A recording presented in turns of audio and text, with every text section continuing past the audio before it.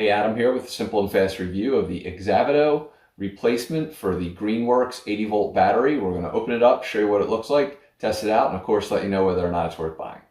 Okay, so as we get the box open here, we're just going to see a nicely wrapped battery. Plenty of bubble wrap for those of you that quite enjoy that.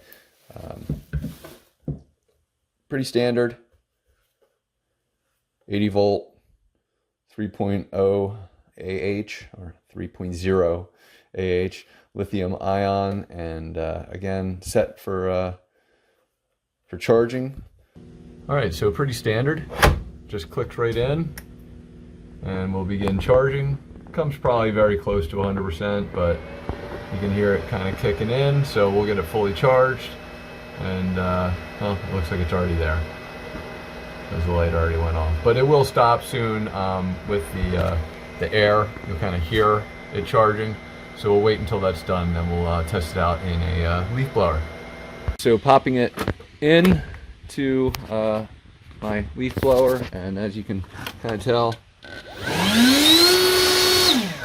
plenty rainy, but works perfect. So this thing is awesome, great backup battery. So hopefully this review helped. Thanks for watching.